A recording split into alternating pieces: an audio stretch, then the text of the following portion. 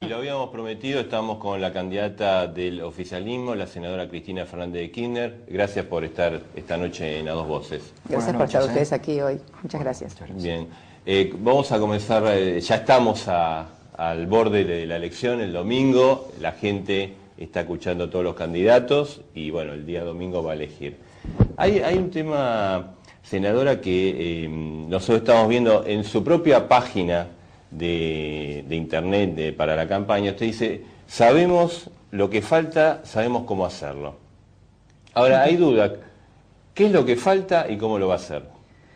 Bueno, me parece que para saber lo que falta es importante saber lo que se hizo, ¿no? Yo digo que a partir de mayo del 2003 se volvió a instalar la industrialización en el país, un modelo de industrialización, de generación de trabajo, generación de valor agregado, recuperación del empleo, recuperación de las jubilaciones, recuperación de la movilidad social ascendente en la República Argentina. ¿Qué hay que hacer con esto? Profundizarlo, darle institucionalidad. Esencialmente yo lo planteaba un poco en el discurso en La Plata de nuestra presentación, cuando hablaba de un país que era el país del péndulo, ¿no? Que según ganaba la elección uno iba para un lado, según ganaba la elección otro iba para otro lado. Creo que las últimas experiencias en esta materia han sido nefastas. Hemos transitado momentos muy difíciles, 2001, ustedes lo recuerdan, hemos charlado en muchas oportunidades, muchas frustraciones. Ustedes se acuerdan en 1999 cuando un nuevo gobierno parecía que iba a cambiar aquel modelo de transferencia de servicios que había, puesto miseria y desocupación entre todos los argentinos, y finalmente esto no ocurrió, sino que se siguió profundizando ese modelo y, como no podía ser de otra manera, implosionó en el 2001. ¿De qué se trata entonces? Que este modelo que está instalado desde el 25 de mayo del 2003 en la República Argentina, en el cual pocos tenían confianza.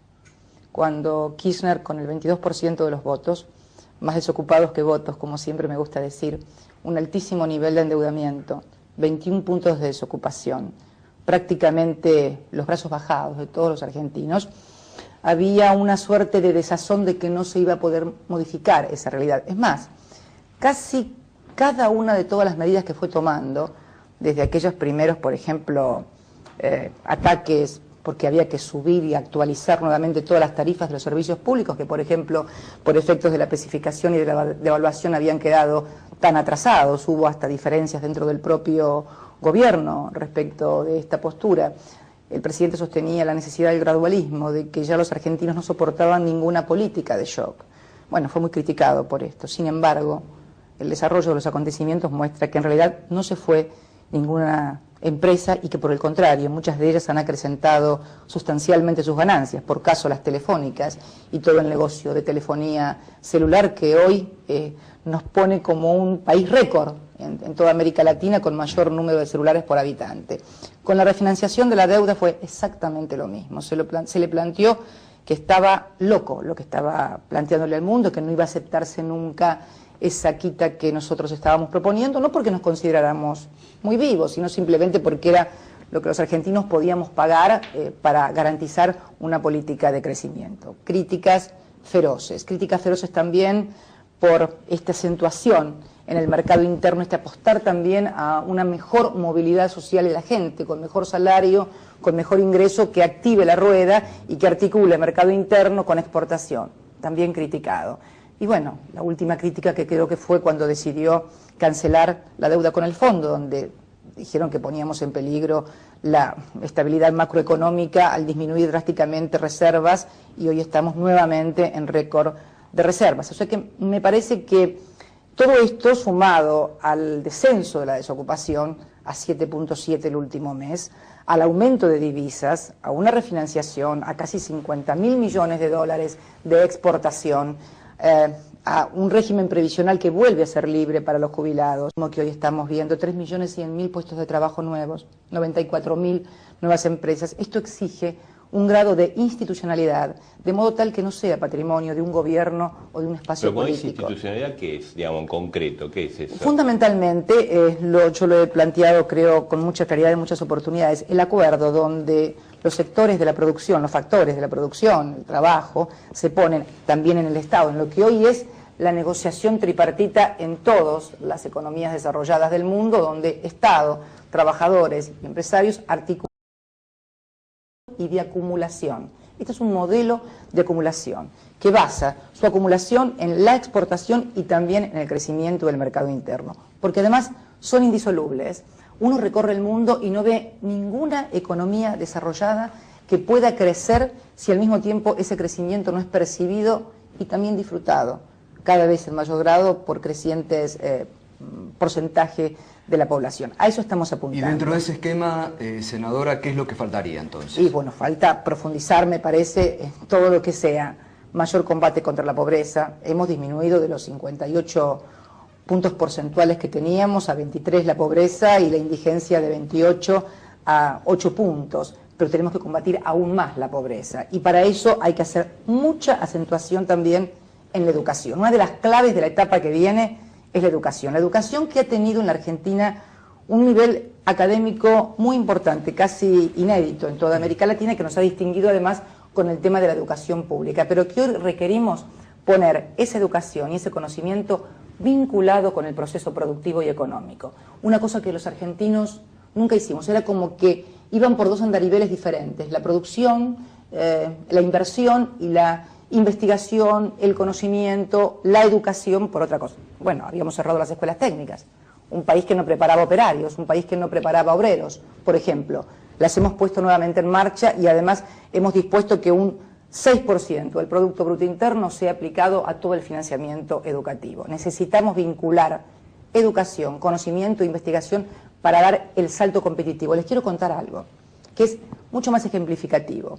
Hace pocos días estuve en la ciudad de Rafaela, visitando una fábrica vaso que ustedes saben exporta desde 1963 y hoy es modelo y es la proveedora de Ferrari, de Harley Davidson y de Peugeot.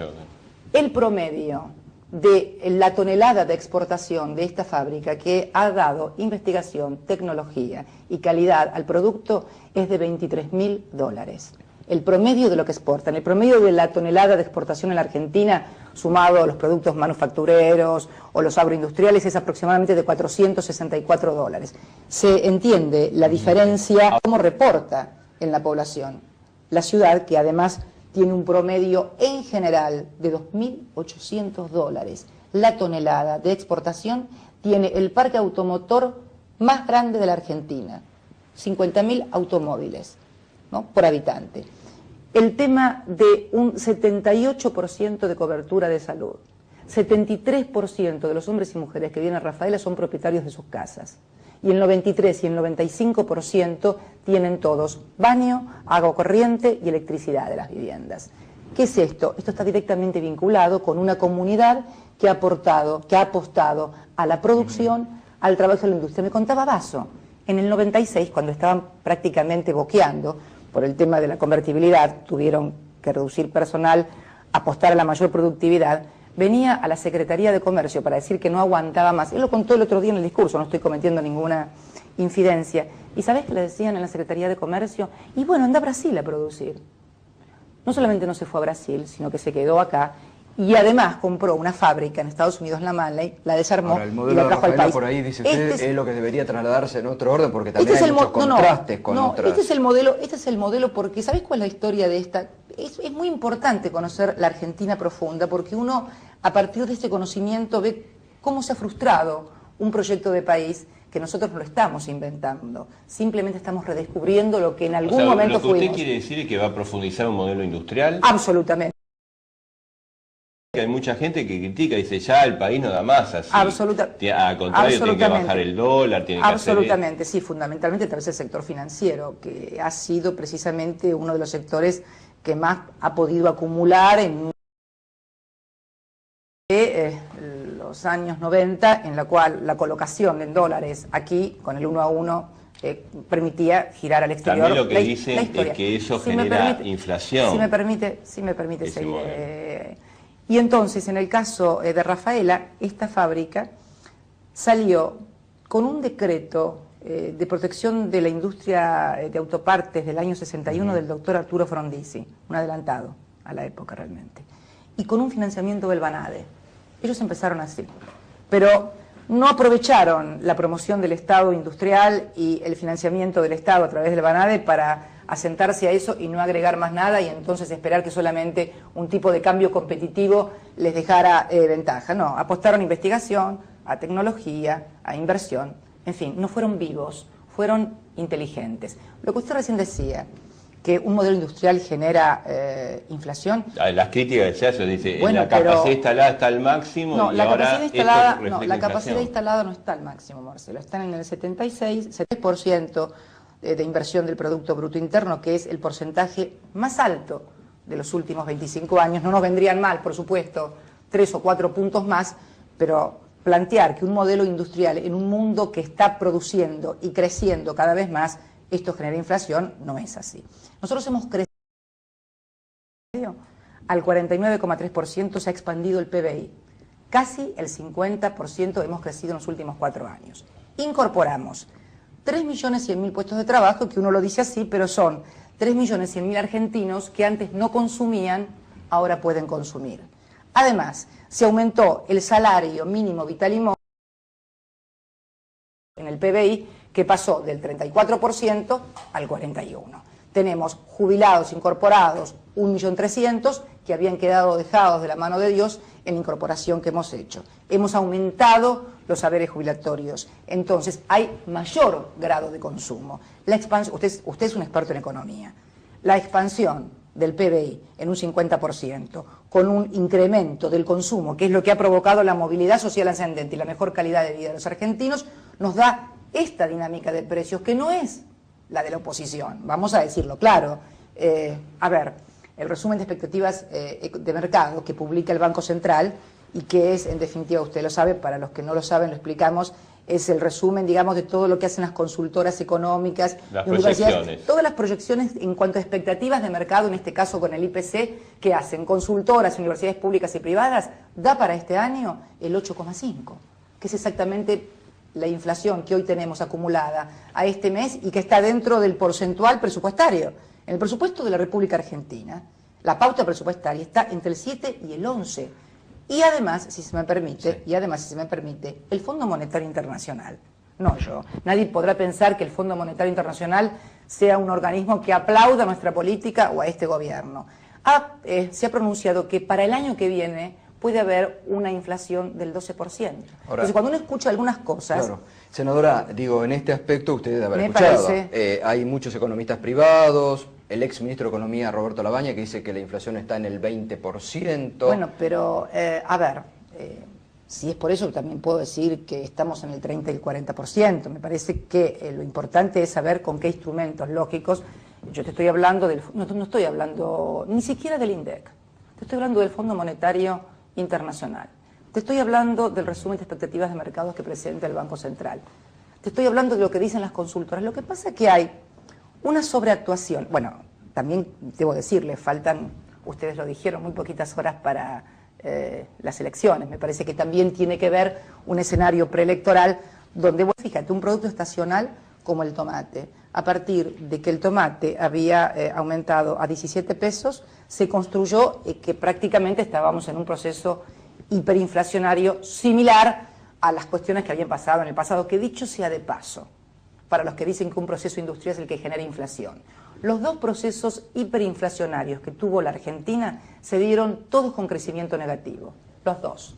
Dicen que... Perdón, permítame. Sí. Permítame, pues es importante porque la gente tiene que saber estas cosas. No, verborrágica no. Cuando uno habla de economía tiene que hablar de números, no de impresiones o de percepciones. Y los dos procesos hiperinflacionarios que tuvo la Argentina se produjeron con tasas de crecimiento negativos y con las industrias cerradas. Con lo cual, aquel que me plantea que la industria, el modelo de crecimiento genera, es porque no ha vivido en la República Argentina, y si no, bueno, China tendría que ser superinflacionaria. Alemania, son los economistas o dirigentes que hablan de enfriar la economía para que no haya tanta inflación. Son los que tienen una concepción monetaria, son los mismos que defendieron durante 10 años la convertibilidad y el sistema que imperó en Argentina y que provocó el desastre social más grande, son los mismos. Ahora, el tema senadora, para el caso eventual que usted sea electa presidenta, sí, el tema de la inflación, se nota en las últimas encuestas cualitativas que está dentro de las preocupaciones de la gente. ¿Le preocupa a usted? Pero me parece que todos los temas te tienen que ocupar, no solamente la inflación, el tema energético, el tema de cómo logramos más inversión para hacer sustentable el crecimiento, porque esta grado de acumulación de precios no es de carácter monetario, tiene que ver esencialmente con esto que yo te decía hoy y que es fundamentalmente el tema de oferta y demanda. ¿Y por qué pasa esto? Porque naturalmente siempre la inversión viene después de la demanda, salvo en el caso de la innovación o invención tecnológica, donde vos descubrís algo y a partir de ese gran descubrimiento científico generás la demanda, pero ya tenés el invento y aprobado, digamos, la innovación tecnológica incorporada. Michael Microsoft, por ejemplo, que genera a partir de un grado de innovación tecnológica muy fuerte luego la demanda. En la mayoría de las cosas, fundamentalmente aquellas que componen el IPC, donde siempre se genera primero la demanda y luego la inversión. Pasó con la energía, vos fíjate, el tema de la energía que fue el caballito de batalla de medios y de oposición durante el invierno, ahora desapareció. Usted dice, obviamente estoy preocupada porque la gente... Si gana, si la gente le da el voto el domingo, ¿va a tomar medidas para contener el ajuste de precios? Vamos a ver lo que yo dije. Usted quiere ponerme en mi boca cosas que yo no he dicho. No, lo escuché. He dicho fundamentalmente que estamos no ante un problema que sea absolutamente, digamos, traumatizante. No desborde, exactamente, porque están los números puntuales y concretos. Además, es un momento donde los tres ejes fundamentales en los cuales pueden producirse problemas, que es alineamiento de los precios críticos de la economía, una shock de aumentos que podrían darse a partir de una contienda social muy acelerada, que tampoco se ha dado, o sea, no se configura ni en las condiciones macroeconómicas, ni en las condiciones políticas un peligro de esa naturaleza. Porque me parece que lo que es importante es no sobreactuar los problemas, sino situarlos exactamente. Y les quiero hacer un ejercicio acá entre nosotros. Si las elecciones hubieran sido en lugar de octubre, en julio, el problema hubiera sido la energía. Si uno recorre la cartelera mediática y de la oposición, que es más o menos parecida, porque en definitiva me parece que es inclusive al revés. Los medios ponen la cartelera y la oposición a partir de allí ejercita discurso y argumento. Está bien. A lo mejor pero no piensa que los medios también reflejan la preocupación de la gente, porque si no los medios después no se consumirían. Fíjate vos, Marcelo, yo lo decía en Córdoba en un grupo de empresarios, si vos muchas veces ves el diario del día sábado, Clarín, por ejemplo, el día sábado, cuando encontrás una noticia entre los miles de anuncios publicitarios donde venden desde supermercados, autos, viajes, lo que se te ocurre y que revela un nivel de consumo que además lo percibís en la de Buenos Aires que quiere salir a comer un sábado a la noche, si no reservó en un restaurante, no encuentra lugar. Y este nivel de consumo en shoppings, en lugares, en todo se puede percibir claramente. Entonces, yo te decía, si vos ves el relato que por allí hay en los medios de lo que ocurre, contrastando el propio diario por ahí que trae anuncios donde revela expectativas de consumo. Cuando una sociedad tiene expectativas de consumo, hay también expectativas de inversión.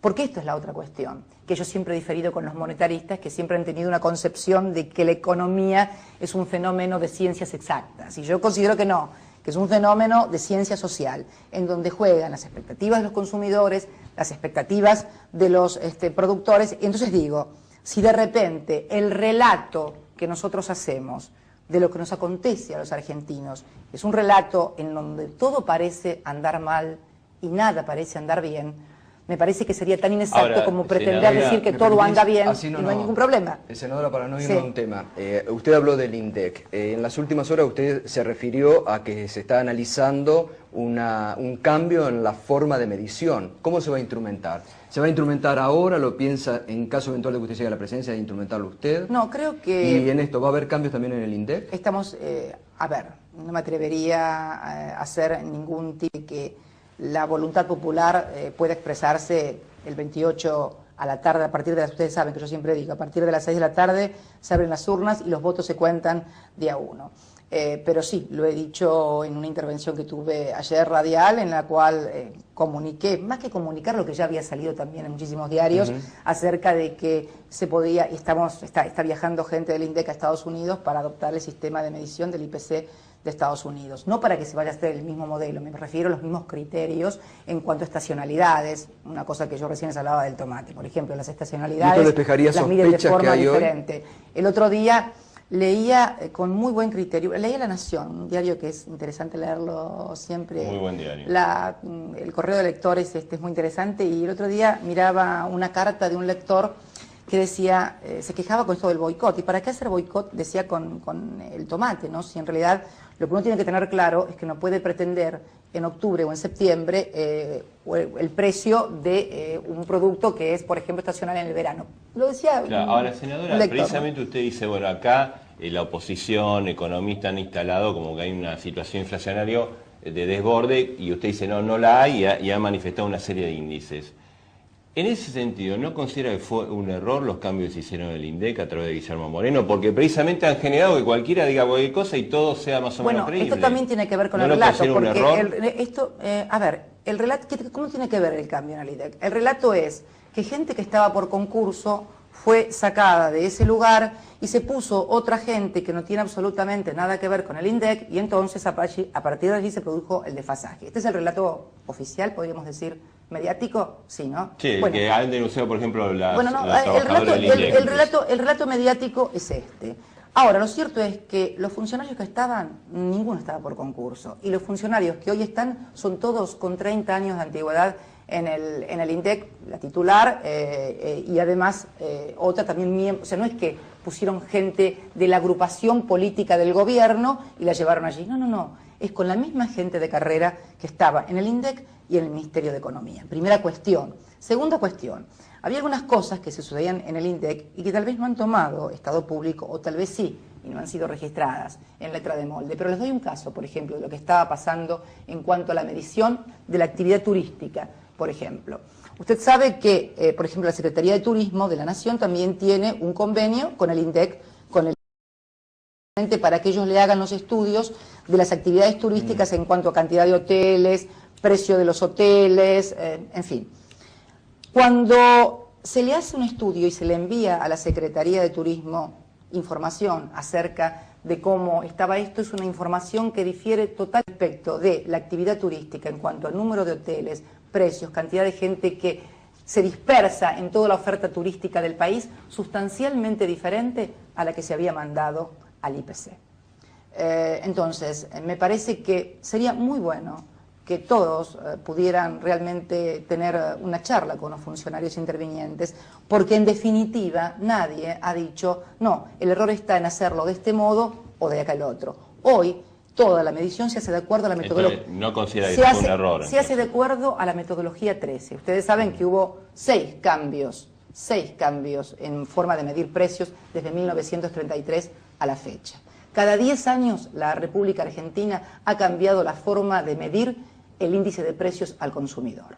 La última fue en 1996. Se incorporaron en aquella oportunidad, en la famosa metodología 13, creo, si mal no recuerdo, por ejemplo, los viajes a Cancún y a Miami en actividad turística. ¿Por qué? Porque había un modelo económico y un comportamiento del consumidor que reflejaba que una franja más o menos considerable podía acceder a veranear en el exterior durante el régimen de la convertibilidad. Después, después ya no terminó veraneando nadie. Ni siquiera en Mar del Plata ya se ponía. Senadora, entonces, ¿la nueva forma ayudaría a despejar las sospechas y actualizar entonces estos datos? Absolutamente, pero a mí lo que me parece, y es un poco lo que yo charlo muchas veces con esto del relato y con los medios, es la necesidad de, cuando planteamos en letra de moldes, verbalmente, en una radio o frente a una cámara de televisión, que todos podamos munirnos de mejor información.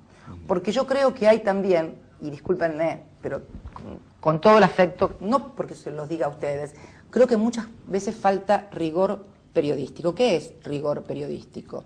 Conocimiento del tema del cual se está hablando y mayor objetividad frente a los mismos. Ahora, su compañero de fórmula, Julio Cobos, dice que en Mendoza es la que ellos miden y no la que mide el INDEC.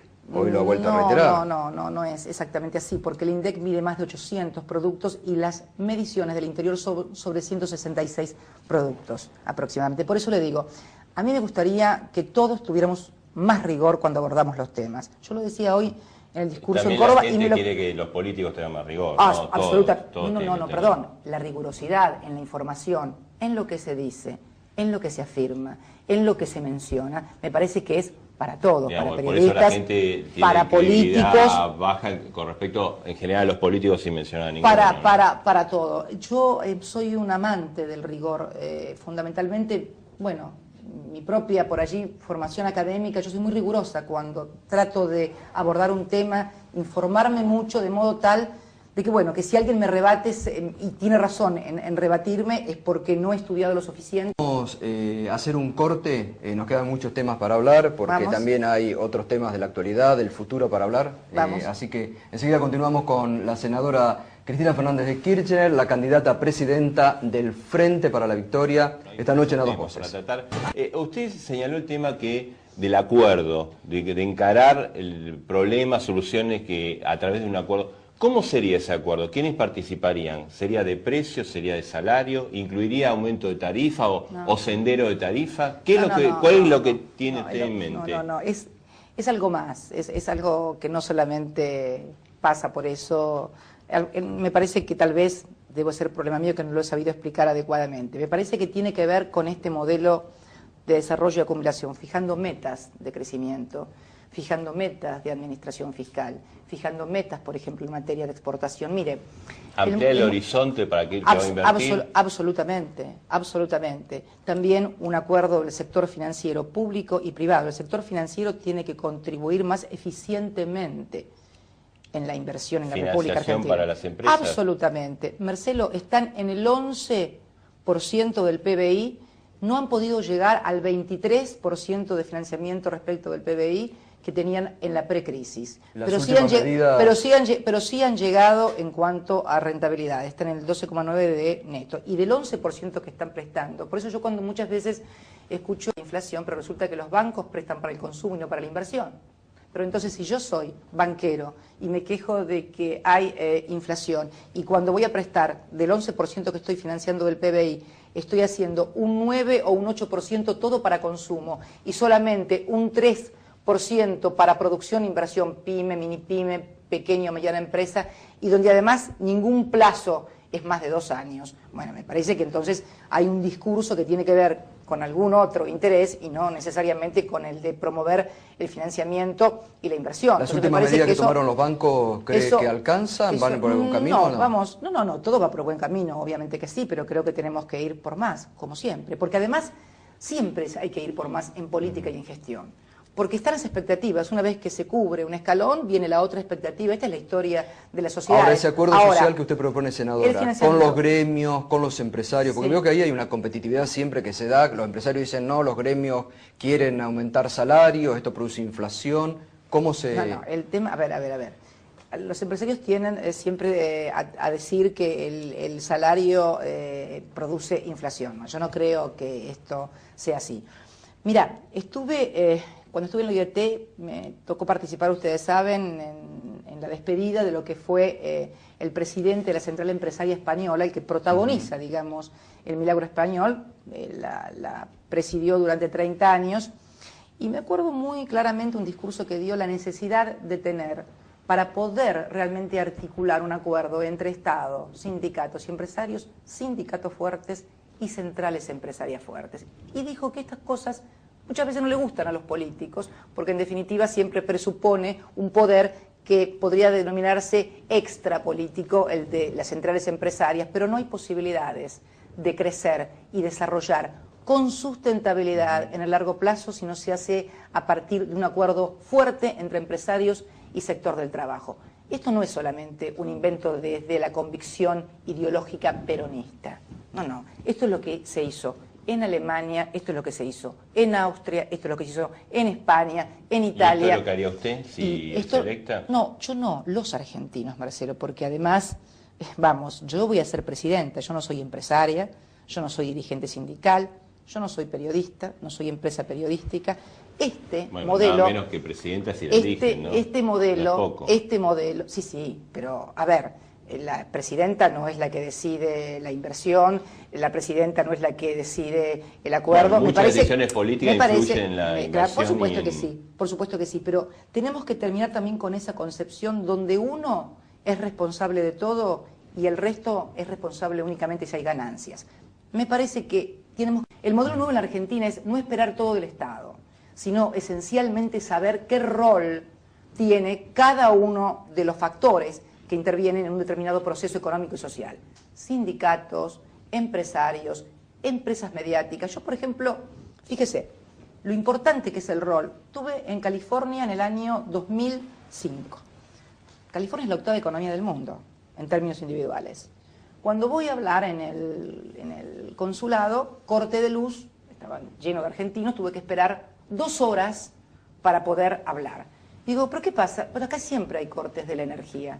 Ahora, si vos ibas a ver algún diario, alguna radio, algún medio que hablara de esto, o de las pandillas de los salvatruchas, por ejemplo, que te plantean un clima en donde no se puede salir de noche en determinados sectores de Los Ángeles, y le pregunté a Luis Kreckler, que en ese momento era cónsul, ¿y por qué acá esto no sale en los diarios, en la radio, en la televisión? ¿Por qué no prendo la televisión en Los Angeles Times y lo leo?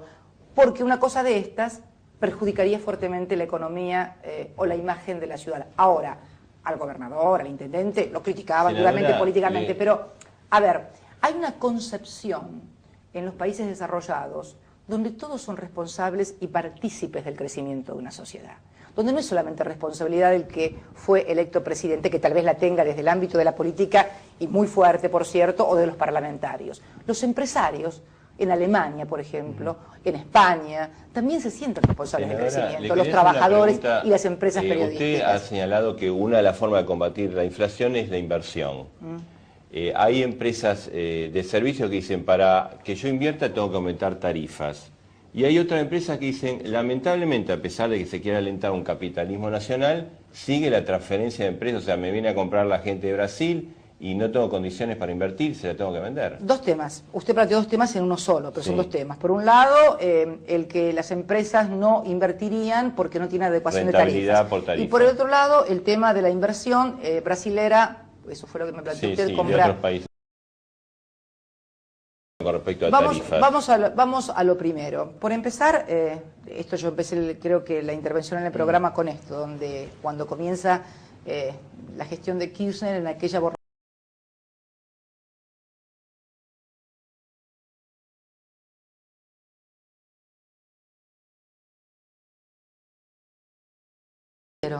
y me refiero al sector energético, como no creyeron en que íbamos a seguir creciendo, como además cada día se decía, ¿ustedes recuerdan la frase, esto es un veranito, el año que viene se cae, el año que viene pasa tal otra? Porque vienen preanunciándonos que nos caemos desde el mismo día que Kirchner asumió. Hubo prestigiosos, La Nación, vos lo mencionaste, que dijo el día que asumió Kirchner que este presidente no duraba 6 meses. ¿Vos te imaginás un inversor extranjero sentado que entra a la Argentina por internet, va al diario y lee que el principal diario dice que el presidente que acaba de ganar con el 22% de los votos, en un país donde tuvimos 5 presidentes en una semana, no va a durar 6 meses, ¿pondrá algún peso acá? No, ¿no? Bueno, pero esto es lo que yo quería de crear el clima de negocio. Hablando del tema de la inversión. Y precisamente las empresas energéticas no invierten.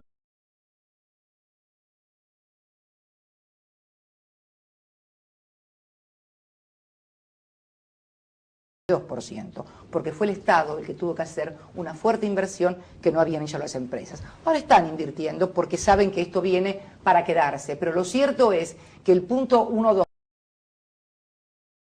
fue producto de la imprevisión del sector que había privatizado, que estaba con el dominio privado de la energía y que pensó que no íbamos a crecer. Yo puedo también asistir cierto grado de razón. En el año que hizo AES Corporation, que es una empresa americana en materia energética, un grupo de 800, uno de ciclo combinado, si mal no recuerdo, 800 megawatts. Pero fue la última inversión. ¿Por qué? Porque los pronósticos, las expectativas del mercado, la economía no crecía y que nos íbamos al diablo. Yo también puedo asistirle razón a los empresarios porque nadie va a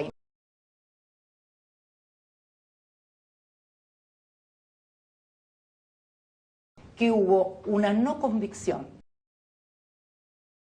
que tenía durabilidad y sustentabilidad. Entonces, si se equivocaron tanto, con tantos pronósticos, y nosotros estábamos en lo cierto, con aciertos, errores,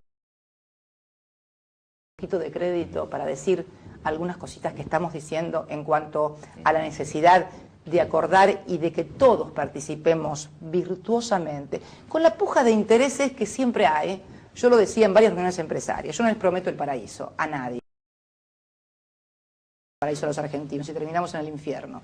Yo lo que sí creo que tenemos que entender es que el conflicto de intereses, la puja por la distribución del ingreso, más cuando uno empieza...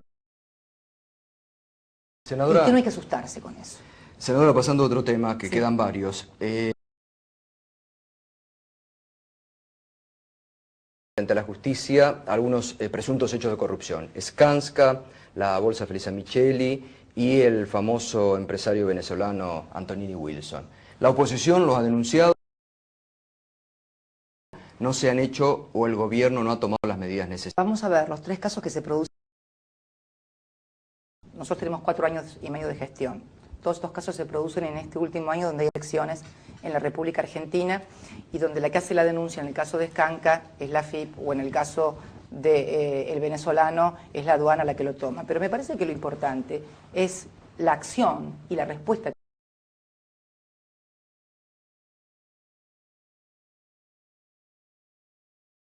y que han sido separados.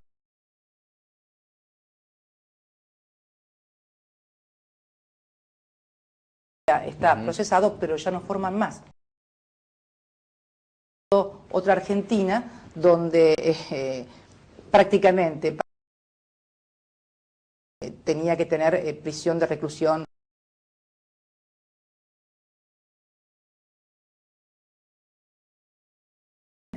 que instrumenta una reforma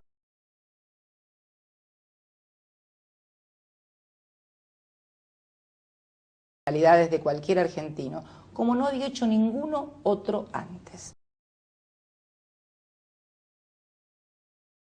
Todos los que vinieron pusieron amigos en la Suprema Corte de Justicia de la Nación.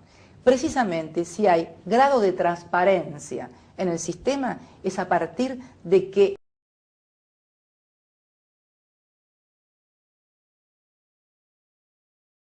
la Corte conformada por un sistema novedosísimo. Hermes Wiener acaba de anunciar, creo en Santa Fe, que va a adoptar para Santa Fe el método del decreto 222 del Poder Ejecutivo Nacional. ¿Usted piensa que el gobierno actual actuó bien? A la opinión pública y a la oposición. El gobierno hizo lo que tenía que hacer, que es separar a los funcionarios que podían estar involucrados en los hechos y la justicia investigar. ¿Usted conoce, permítame, ¿usted conoce a alguien que pueda garantizar en un gobierno que integra miles de funcionarios que alguien puede no estar haciendo las cosas bien? Lo importante es que cuando ese funcionario ha incurrido algo de o visos de irregularidad, ¿hay alguna otra forma de actuar que no sea la que se ha hecho? Yo no conozco ninguna otra. Ahora, he visto otras, horribles por cierto, pero no es la de este gobierno, senadora, sin lugar a dudas. Y el tema de la Corte es central, el tema de la Corte. A ver, además no solamente técnicos prestigiosos, algunos no los conocía, y el que conocía era uno que le había dicho cosas muy feas cuando era gobernador de la provincia de Santa Cruz. Y por si todo fuera poco, tiene oportunidad absoluta en esa Cámara con 2 designaciones y decide que no. Elimina los 2 puestos y vuelve al número histórico que todos en la democracia de aquí para acá habían modificado. Me parece que hay un discurso, que es argumentativo, opositor, que no se condice con los hechos y fundamentalmente con los protagonistas, ¿no? Porque muchos de los que critican son exactamente los que hicieron la inversa cuando estuvieron en la gestión de gobierno. En caso de que usted sea electa presidenta, desde el Estado, ¿pondría más, digamos, organismo de contralor? ¿Le daría fuerza a los que están actualmente? ¿La transparencia? Toda la fuerza de la Nación, todas las fiscalías y el gran controlador de los 2 poderes, no solamente del Poder Ejecutivo, sino también del Poder Legislativo, y en general el gran controlador de todos los intereses económicos que hay en juego, en pugna también, es el Poder Judicial, por lo menos desde Montesquieu para acá, el que garantiza el equilibrio, el que garantiza cuando se afecta el derecho, la libertad, los ciudadanos es el Poder Judicial. ¿Va a impulsar reforma judicial? Creo que, no solamente eso, sino creo que la Corte, y creo que tiene que profundizarlo también,